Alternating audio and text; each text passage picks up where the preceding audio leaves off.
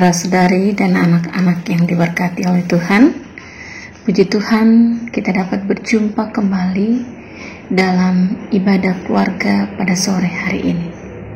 Selamat beribadah dan selamat bersekutu bersama Tuhan bagi ibu bapa, saudara-saudari semuanya yang mengambil bagian dalam ibadah sore hari ini.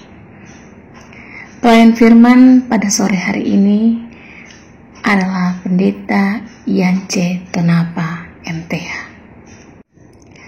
Jemaat Tuhan, marilah kita berdiri untuk menghadap Tuhan dan menyembahnya serta memuliakan namanya karena kasih setianya besar atas kita.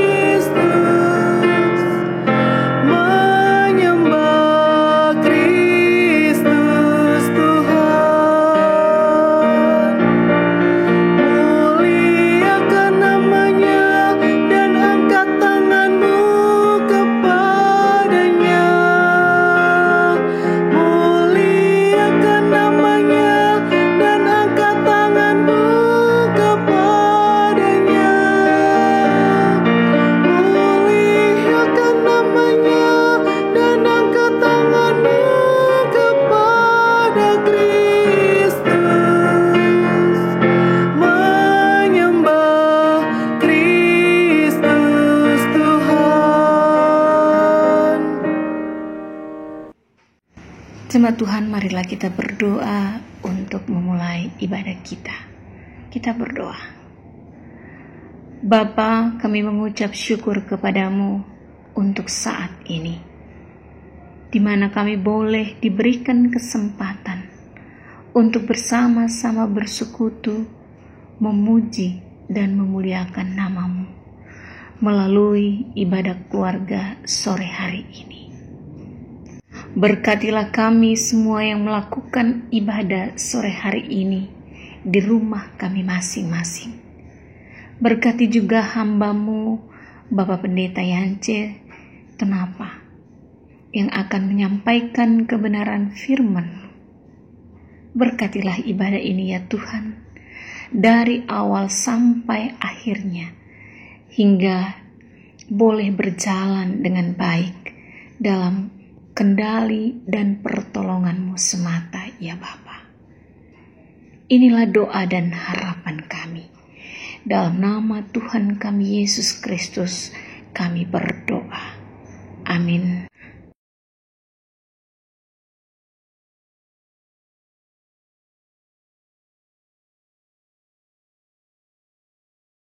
Jemaat Tuhan, kita akan tetap berdiri. Kita akan bersama-sama menaikkan mazmur pujian kita kepada Tuhan dari Mazmur pasal 1 ayatnya yang ke-1 sampai dengan 6. Mazmur 1 ayat 1 sampai dengan 6. Saya akan membacakannya bagi Bapak Ibu Saudara sekalian dengan perikop jalan orang benar dan jalan orang fasik. Berbahagialah orang yang tidak berjalan menurut nasihat orang fasik, yang tidak berdiri di jalan orang berdosa, dan yang tidak duduk dalam kumpulan pencemooh.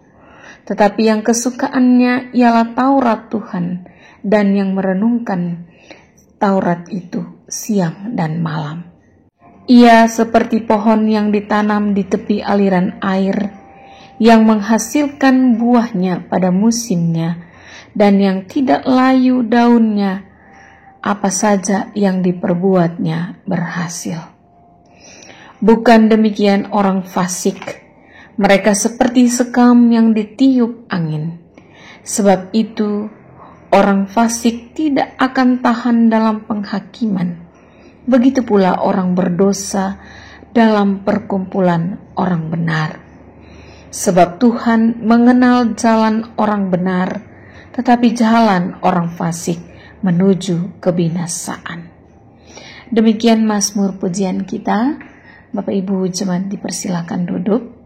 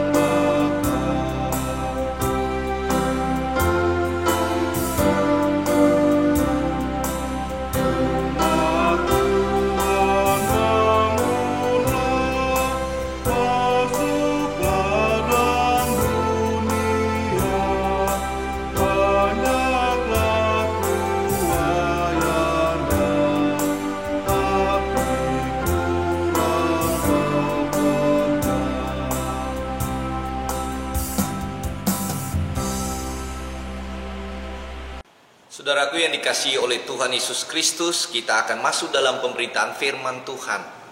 Namun sebelumnya, saudara-saudaraku silakan mempersiapkan Alkitabnya yang terambil dari kitab 2 Korintus pasalnya yang kelima, ayatnya yang ke-11 hingga ayatnya yang ke-15. Mari kita bersatu dalam doa. Kita berdoa. Ya Tuhan Yesus, biarlah Roh-Mu yang kudus membimbing kami, mengarahkan hati pikiran kami di saat kami membaca dan merenungkan sebagian dari kitab Tuhan. Mampukan kami untuk memahami dengan baik dan ajarkan kami dengan penuh kesadaran memberlakukan kehendak Tuhan di tengah hidup kami. Terpujilah nama Tuhan. Amin. Saudaraku jemaat terkasih, mari semua bangkit berdiri. Kita akan membaca, mendengarkan firman Tuhan yang dibacakan dari Alkitab 2 Korintus pasalnya yang kelima, ayatnya yang ke-11 hingga ayatnya yang ke-15. 2 Korintus pasalnya yang kelima, ayat 11 hingga ayatnya yang ke-15 berkata demikian buat kita sekalian. Kami tahu apa artinya takut akan Tuhan. Karena itu kami berusaha meyakinkan orang. Bagi Allah hati kami nyata dengan terang, dan aku harap hati kami nyata juga demikian bagi pertimbangan kamu. Dengan ini kami tidak berusaha memuji-muji diri kami sekali lagi kepada kamu, tetapi kami mau memberi kesempatan kepada kamu untuk memegahkan kami, supaya kamu dapat menghadapi orang-orang yang bermegah karena hal-hal lahiriah dan bukan batiniah. Sebab jika kami tidak menguasai diri, hal itu adalah dalam pelayanan Allah, dan jika kami menguasai diri, hal itu adalah untuk kepentingan kamu. Sebab kasih Kristus yang menguasai kami, karena kami telah mengerti bahwa jika satu orang sudah mati untuk semua orang, maka mereka semua sudah mati. Dan Kristus telah mati untuk semua orang, supaya mereka yang hidup tidak lagi hidup untuk dirinya sendiri, tetapi untuk Dia yang telah mati dan telah dibangkitkan untuk mereka. Demikianlah saudaraku, jemaat terkasih, pembacaan Alkitab. Berbahagialah semua orang yang mendengarkan firman Tuhan dan melakukannya di tengah-tengah kehidupannya. Terpujilah nama Tuhan Yesus. Haleluya. Haleluya, haleluya, haleluya.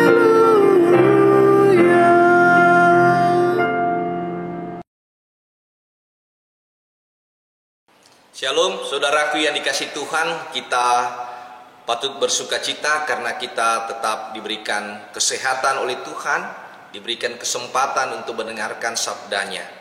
Saudara-saudaraku jemaat yang terkasih, tema kita pada saat ini adalah hidup berguna bagi Tuhan. Tema ini tentunya didasari lewat nats renungan ayatnya yang ke-15 yang berkata, "Dan Kristus telah mati untuk semua orang, supaya mereka yang hidup tidak lagi hidup untuk dirinya sendiri, tetapi untuk Dia yang telah mati dan telah dibangkitkan untuk mereka." Saudaraku yang dikasihi oleh Tuhan Yesus Kristus, dalam suatu diskusi dengan beberapa presbiter di salah satu jemaat yang pernah saya layani, kita mendiskusikan yang mana yang benar, hidup untuk melayani ataukah melayani untuk hidup. Dalam diskusi itu saya katakan, mari kita lihat dari sisi motivasinya. Kalau hidup untuk melayani biasanya dibangun dengan rasa syukurnya kepada Tuhan. Hidup untuk melayani karena merasakan anugerah Tuhan. Hidup untuk melayani itu juga didasarkan dengan pemahaman yang terambil dari Roma pasalnya yang ke-12 ayat 1. Persembahkanlah tubuhmu sebagai persembahan yang hidup. Demikian juga kalau dikatakan apa motivasi melayani untuk hidup. Semuanya itu didasarkan oleh karena ingin semata-mata terkenal, ingin supaya dikenal oleh banyak orang. Melayani untuk hidup itu biasanya dijadikan sebagai pekerjaan sesaat. Melayani untuk hidup lebih menekankan kepada apa sih untungnya bagi saya. Kemudian poin yang kedua, selain melihat dari sisi motivasinya, apa dampaknya ketika kita hidup untuk melayani. Dampaknya adalah walaupun banyak tantangan yang ditemui, walaupun berbagai kendala yang dihadapi, pergumulan yang dihadapi, orang yang menekankan hidup untuk melayani selalu tegar, selalu sabar, dan tidak mudah menyerah menghadapi berbagai dinamika dalam hidup melayani. Berbeda dengan orang yang melayani untuk hidup. Dampaknya adalah ketika mereka menemukan berbagai tantangan, berbagai pergumulan, berbagai persoalan, maka dia mudah goyah. Dia mudah terombang-ambing karena dia tidak memiliki pemahaman melayani yang sesungguhnya. Itulah mengapa saudara-saudaraku yang dikasihi oleh Yesus Kristus, kalau kita menyimak bacaan kita baik-baik, sebenarnya Paulus sedang menekankan bahwa sebenarnya hidup ini adalah anugerah Tuhan dan patut kita syukuri. Nah, karena hidup itu adalah anugerah yang patut disyukuri, Paulus kemudian mau menjelaskan bagi kehidupan sebagai orang-orang yang percaya kepada Yesus Kristus. Kalau kita melihat perjalanan kehidupan Paulus, kita tahu bahwa Paulus adalah seorang yang sangat tidak menyukai orang-orang Kristen pada masa itu. Paulus yang adalah Saulus adalah pribadi yang terlibat di dalam penganiayaan orang-orang Kristen pada masa itu. Dia sangat tidak menyukai orang-orang Kristen. Tetapi pada saat Tuhan mengambilnya menjadi seorang pelayan, menjadi seorang rasul, itu dikarenakan Paulus tahu Tuhan telah memberikan kesempatan dalam hidupnya untuk mengabdikan hidupnya kepada Tuhan. Dia ingin menghambakan hidupnya kepada Tuhan karena Tuhan sudah mengambil hidupnya yang jahat, kemudian menjadi pribadi yang harus mempergunakan kesempatan dari Tuhan untuk melayaninya. Saudara perhatikan bagaimana Paulus dalam perjalanan misi pekabaran Injil. Baik ketika dia melayani jemaat Filipi, baik ketika dia di Galatia, baik ketika dia juga hadir di tengah-tengah jemaat di Korintus. Ada berbagai tantangan yang dialaminya. Ada berbagai hambatan-hambatan, penolakan-penolakan yang dihadapinya. Tapi apakah membuat Paulus menyerah? Tidak, saudara-saudaraku. Paulus justru tegar kuat menghadapi kenyataan itu. Karena dia hidup untuk melayani Tuhan. Karena dia telah mempercayakan hidupnya kepada Tuhan. Tak kala Tuhan mengambil hidupnya dari noda-noda dosa. Dan Tuhan memberikan kesempatan baginya untuk melayaninya. Dia pergunakan itu dengan baik. Memang saudara-saudaraku yang dikasihi oleh Tuhan Yesus Kristus, tidak mudah untuk menjadi seorang melayani Tuhan. Hidup untuk melayani itu tidaklah mudah. Saya teringat saudara-saudaraku ketika Bunda Teresa melayani di Kalkuta, melayani semua orang di sana. Dia ditanyakan, apa yang membedakan pelayanan sosial dengan pelayanan Tuhan? Kita bisa saja melayani secara sosial, tapi apakah benar semuanya memiliki motivasi yang benar? Seharusnya iya. Tapi ketika kita melayani Tuhan, itu artinya dasar dalam kita melayani Tuhan, dalam bentuk apapun, adalah kasih Kristus. Dia tidak gentar. Dia mengabdikan hidupnya kepada Tuhan dengan sungguh-sungguh. Karena dia percaya dalam ayat yang ke-15 sebagai nats renungan kita pada saat ini adalah, dan Kristus telah mati untuk semua orang. Artinya bahwa Kristus telah mencurahkan hidupnya di salib lewat penderitaan dan kemudian lewat kematian untuk mengangkat orang-orang berdosa agar dia tidak menemukan kematian yang kekal, tapi bisa menemukan kehidupan yang kekal. Asalkan saudara-saudaraku, dia mau menjadi pribadi-pribadi yang bukan lagi hidup untuk dirinya sendiri, meninggalkan manusia lamanya, memasuki fase hidup baru bersama dengan Kristus yang telah mencurahkan darahnya untuk hidup kita. Nah, saudara-saudaraku yang dikasihi oleh Tuhan Yesus Kristus, ada banyak kesempatan yang Tuhan anugerahkan bagi kehidupan ini. Hidup ini adalah kesempatan. Hidup ini untuk melayani Tuhan. Syair lagu ini sebenarnya ingin memberikan pencerahan bagi kita sebagai orang percaya, bahwa setiap kesempatan-kesempatan yang Tuhan anugerahkan bagi kita, sudah selayaknya kita pergunakan dengan baik. Mungkin ada yang berkata, cukup pendeta yang melayani, cukup seorang diaken penatu yang melayani, cukup para pengurus-pengurus pelkat yang melayani, atau pekerja-pekerja gereja yang melayani. Kita yang tidak dipanggil secara khusus dalam kepengurusan dalam gereja tidak perlu melayani. Tidak, saudara-saudaraku. Melayani bukan saja kita harus tinggal dalam kehidupan gereja, tapi melayani itu adalah seutuhnya dimanapun kita berada. Aktivitas kehidupan kita harus dicurahkan untuk memperlihatkan kebaikan-kebaikan.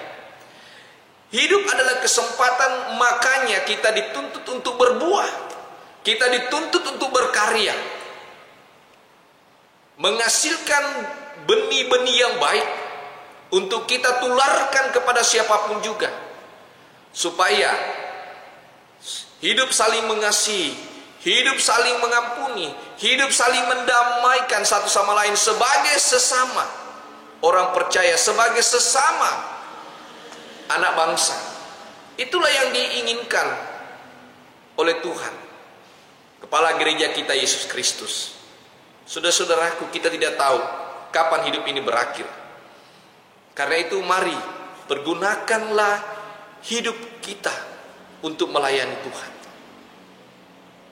Tidak semua orang mampu melakukan ini, tetapi orang percaya dituntut dan harus berani melakukan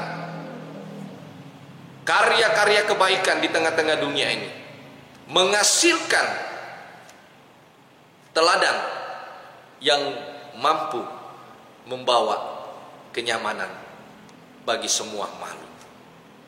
Jauhkan perpecahan dalam kehidupan persekutuan. Jauhkan rasa benci dalam kehidupan bernegara. Jauhkan permusuhan dalam kehidupan bermasyarakat. Jalinlah persahabatan satu sama lain. Bergandengan tangan untuk hidup sebagai orang-orang yang percaya, yang mampu menjadi teladan dimanapun dia hadir. Terpujilah nama Tuhan Yesus. Amin.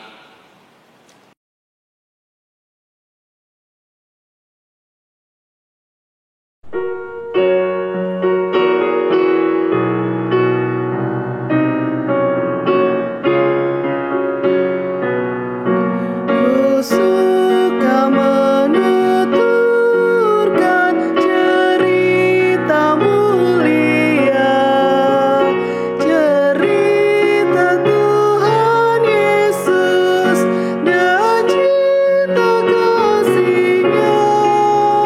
Ku suka menuturkan cerita yang benar, penawar hati rindu, pelipur terbesar.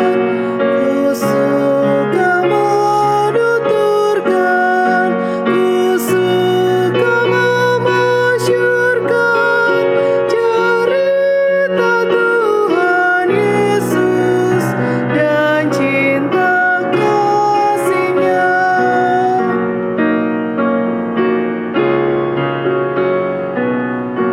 Ku suka menuturkan cerita mulia yang sungguh melebihi impian dunia.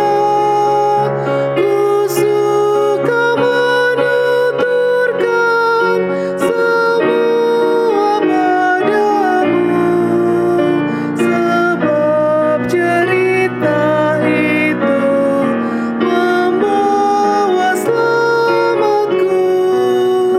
Ku suka menuturkan, ku suka memasyurkan cerita Tuhan Yesus dan cinta kasih-Nya.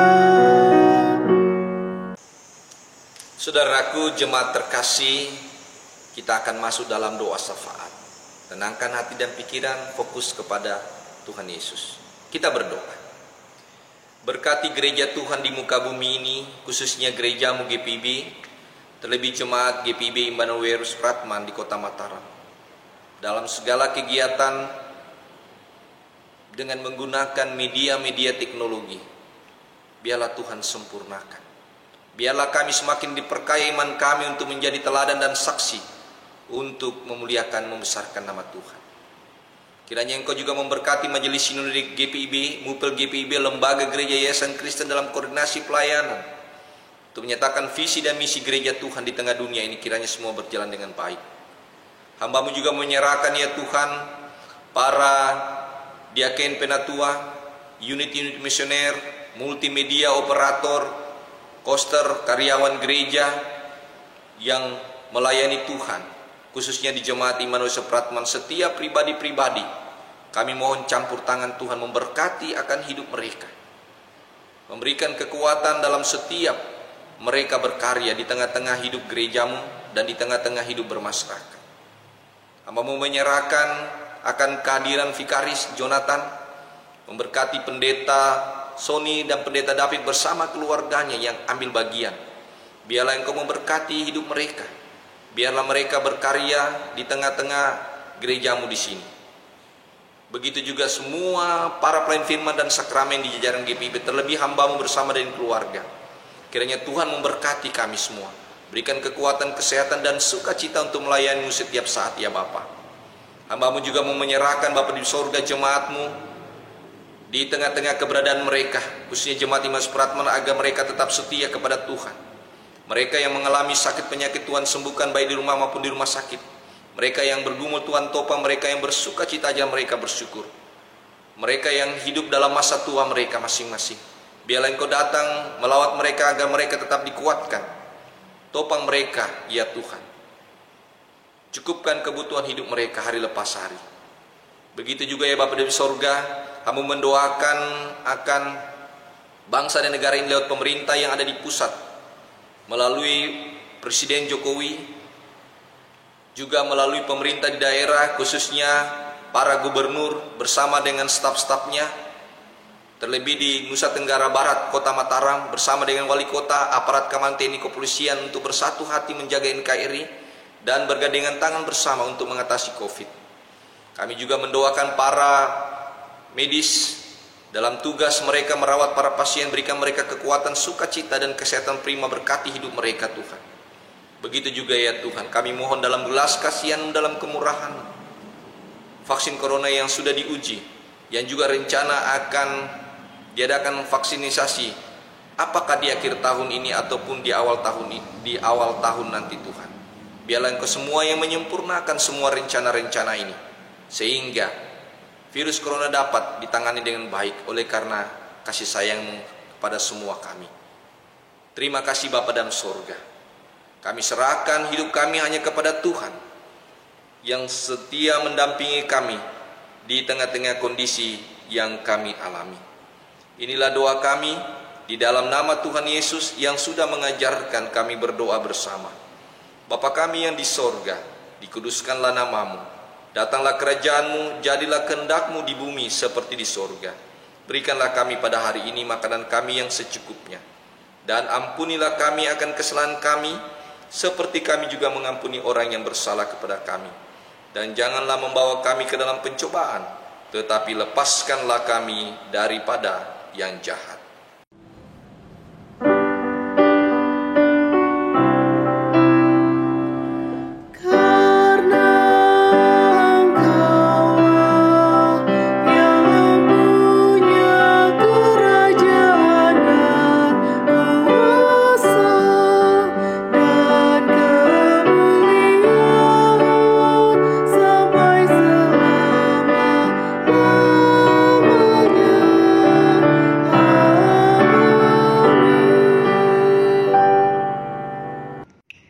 Jemaat Tuhan, marilah kita mengucap syukur kepada Tuhan dengan memberikan persembahan kepadanya. Ingatlah firman Tuhan dari 1 Tawarik 16 ayat 29 yang menyatakan, "Berilah kepada Tuhan kemuliaan namanya, bawalah persembahan dan masuklah menghadap Dia. Sujudlah menyembah kepada Tuhan dengan berhiaskan kekudusan." Tuhan memberkati persembahan saudara.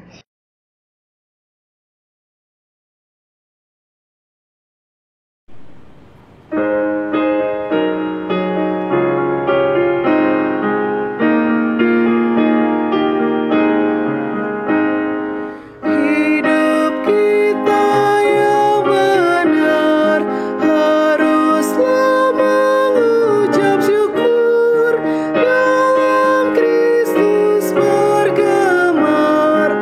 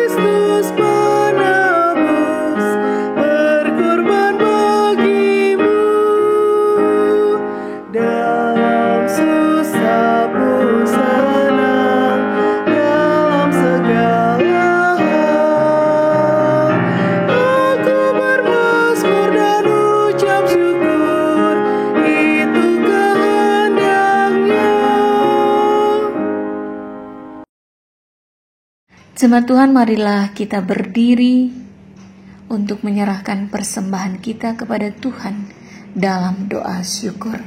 Kita berdoa. Kembali kami datang ke hadirat-Mu ya Bapa, mengucap syukur untuk setiap kemurahan-Mu dan berkat-Mu yang senantiasa melimpah dalam hidup kami. Melalui ibadah sore hari ini, kami telah menyatakan rasa syukur kami dengan memberikan persembahan. Kami sadar Tuhan bahwa apa yang kami berikan tidak sebanding dengan apa yang kami terima dari-Mu. Namun Tuhan, kami memberikan semuanya ini dengan rasa syukur dan ketulusan kami. Karena itu ya Tuhan, terimalah dan kuduskanlah persembahan yang kami berikan ini Bapa, agar dapat dikelola dengan baik untuk pekerjaan memuliakan nama-Mu. Amin. Jemaat yang terkasih, marilah kita semua bangkit berdiri. Dengarkanlah amat pengutusan yang mengatakan, pergilah dengan damai sejahtera Tuhan ke dalam kehidupanmu sehari-hari, dan lakukanlah firman Tuhan yang sudah kamu dengar.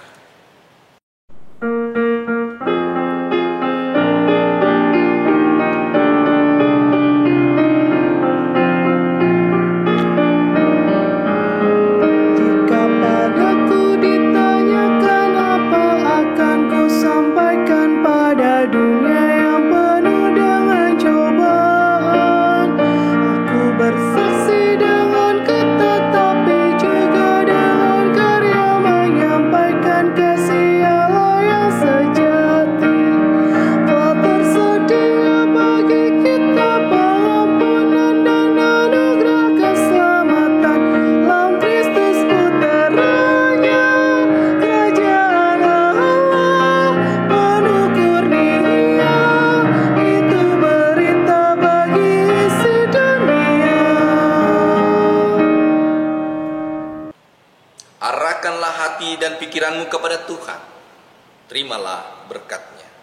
Kasih karunia Tuhan Yesus Kristus, kasih Allah Bapa, dan persekutuan dengan Roh Kudus kiranya menyertai kita semua, mulai saat ini sampai selama-lamanya.